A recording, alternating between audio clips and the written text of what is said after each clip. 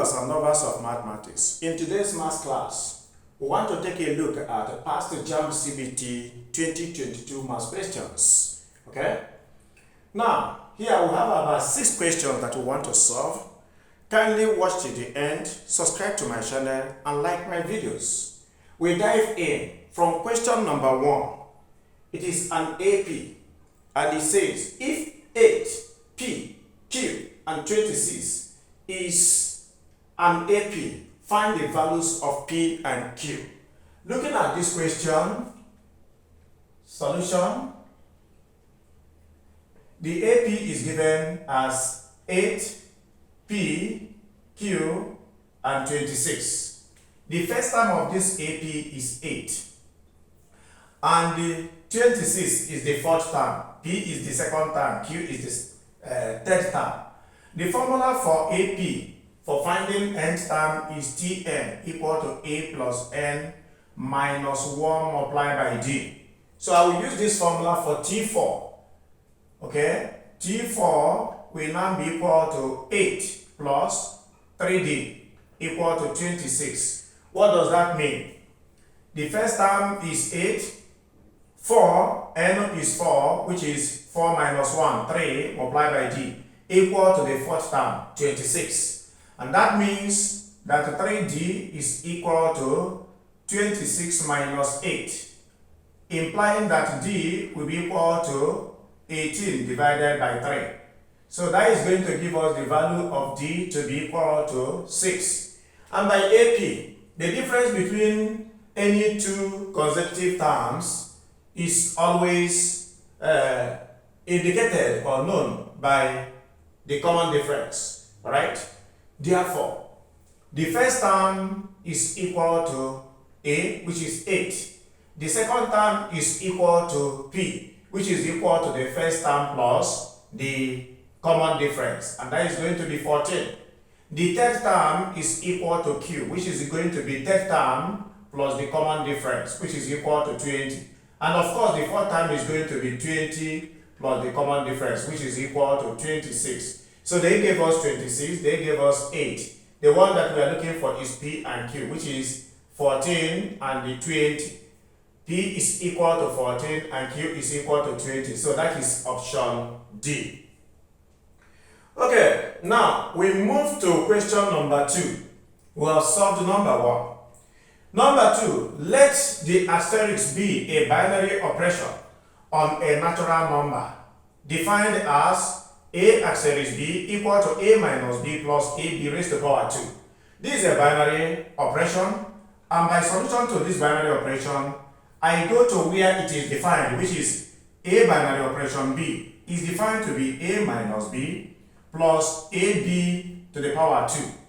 But I am given that A is equal to 3 binary operation B, which is 5. What I will do is to replace the values of A and B into the defined binary operation. And that is going to give me 3 minus 5, then plus 3 multiplied by 5 raised to the power 2.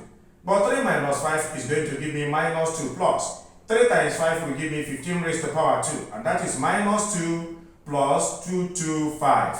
Okay, that is the square of 15. That is 15 raised to the power 2 will give us 225. Alright, minus 2 plus 225 is going to give us 223. And from the options provided, it is 2, okay, the right option here is option A, 223, okay? And the right option in number 1 is option D. P is equal to 14 and Q is equal to 20. Alright, let us move to the question number 3. Here I am given to evaluate n raised to the power 2 plus 1 combination n plus 5. This is called a combination question. Alright? So given to me is n raised to the power 2 plus 1 combination n plus 5. The formula for combination is n combination r equal to n factorial all over n minus r factorial, then r factorial. That is the formula. But then, I want to evaluate what I am given, because I am told that n is equal to 3 in the question. That means I will have 3 raised to the power 2 plus 1 combination 3 plus 5. This is going to give me 3 raised to the power 2 is 9 plus 1 is 10. So that is now going to be 10 combination 3 plus 5, which is 8. Applying it to the defined formula for combination. So 10 factorial all over n minus r, 10 minus 8, which is 2 factorial, then 8 factorial, r factorial.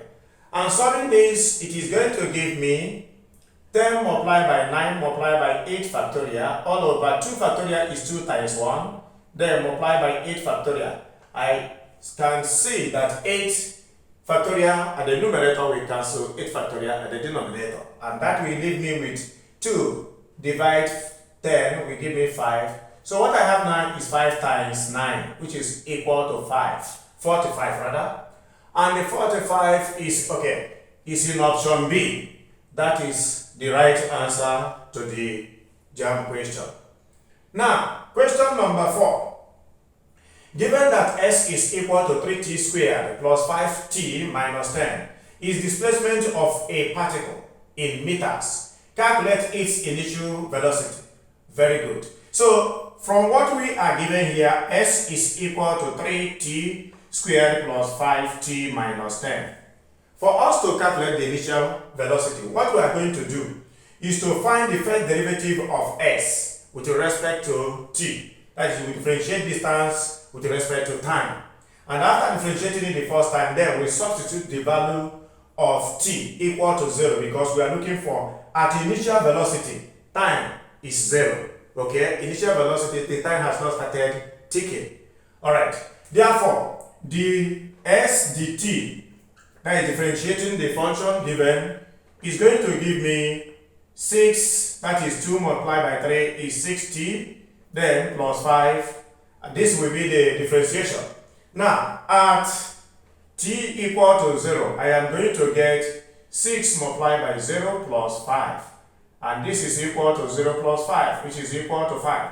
So our answer is going to be 5 meters per second. Option A is wrong, 2B is wrong, C is correct. 5 meters per second. That should be the right answer to question number 4. We move without wasting time to question number 5. If sec square theta plus tan square theta is equal to 3, then the angle theta is equal to, we have options A to D. Alright, let us begin. Question number 5, given as sec square theta, plus tan square theta equal to 3. But what I want us to do now, I want us to replace sec square theta with one of the Pythagorean trig identities, which says that sec square theta is equal to 1 plus tan square theta. This is very correct. One of the Pythagorean trig identities has it like this. So what I will now do is to replace sec square theta with the 1 plus tan square theta. And when that happens, you will see that sec square theta now becomes 1 plus tan square theta. Then plus here tan, this is plus, then tan square theta equal to 3. I have tan square theta here. I also have tan square theta here. That is going to give me by addition 2 tan square theta. That is 1 plus 2 tan square theta equal to 3. I will move this 1 to the right hand side to get 2 tan square theta equal to 3 minus 1. And that is 2. So this is now going to be 2 tan square theta is equal to 2. So I can take division of both sides by 2. And that is going to be 2 tan square theta over 2 is equal to 2 over 2. Giving me tan square theta is equal to 1. Now, the next thing I will do at this question is to take square root of both sides. You know that if I have x squared raised to, then square root of it is going to give me x. If I have n squared, if I find the square root of it, I will get n.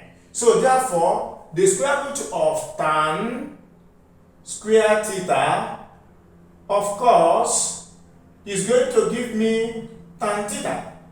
Okay? Now, taking square root of both sides, my interest here, the reason why I'm taking square root of both sides is to clear the square, okay? Because I have tan square theta. It's just like the same thing, tan square theta is the same thing as tan theta all to the power 2. So that is the meaning. Therefore, taking the square root of both sides will now give me tan theta equal to 1, which means theta will now be equal to tan inverse of 1, and that is 45 degrees. Okay? That is, the tan inverse of 1 should be equal to 45. And that is option C from the question. The last but not the least in this section, we are given number 6. A poultry farmer realized 200 eggs from his birds and he sold 5.5 crates of eggs. What percentages of eggs are left? Okay, beautiful. So realized from the farm is a total of 200 eggs. Alright, so 5.5 crates are sold, and in a crate we have about 30 eggs. That means 5.5 crates is going to be 5 times 30. Half crate should be 15, so half of 1 crate. And 5 times 30 is going to give me 150 plus 15, which is equal to 165. It means that poultry farmer sold 165 eggs out of 200 eggs realized. Therefore, what is left will now be 200 minus 165, which is equal to 35 eggs. And putting it in percentage, it is now going to be, that is the left number of eggs is 35. So 35 all over the total number of eggs realized, multiplied by 100 over 1 will now give us the percentage that is left. So this cancel this, 2 divides 35 is going to give me 17.5%. Okay, so that is option C. So these are the solution to these first 6 questions that we have taken. Thank you for watching this video till the end. Remember to subscribe to my channel, like my videos, share my videos to your learning colleagues, and may God bless you.